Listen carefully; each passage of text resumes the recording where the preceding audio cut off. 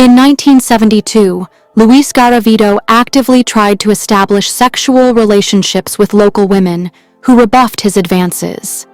That same year, his mother expelled him for attempting to sodomize a 5-year-old boy, and again in 1973 after attempting to assault a 6-year-old boy at a Bogotá train station. The boy screamed, and Garavito was briefly arrested, explaining that he had only wanted to lightly molest the child in retaliation for the accusation of attempted rape. After the latter incident, Garavito claimed to have been reprimanded by his father for not choosing a woman to sexually assault instead of a young boy. As a result of their repeated disputes over his sodomy accusation, he was expelled for a final time for homosexual conduct. Garavito began working as an assistant in a compensation fund and then in a chain store, studying marketing. However, his problems escalated into physical altercations with customers, co-workers, and bosses. After losing his job, he worked as a street vendor selling religious icons and as a migrant worker, developing platonic relationships with older women throughout his adult life.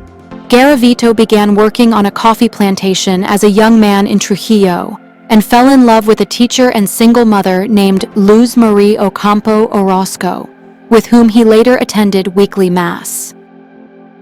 Garavito's girlfriend had children, whom Garavito reportedly raised as his own, and was a good friend when sober. His associates described him as friendly despite a notoriously violent temper and occasional drunken episodes in which he threatened to kill his father. While intoxicated, Garavito was physically abusive toward his girlfriends, as well as increasingly jealous, controlling, and contemptuous. As a result, he was often the subject of local scandals and town gossip, facing repeated evictions by his female partners later in life. Garavito suffered from symptoms of psychosis, insanity, and depression, and compulsively abused both male and female children, leading to an almost complete preference for boys in adulthood. He suffered from depression and suicidal thoughts related to his lack of accomplishments. He desired to start a family, but suffered from erectile dysfunction with his female partners when intoxicated.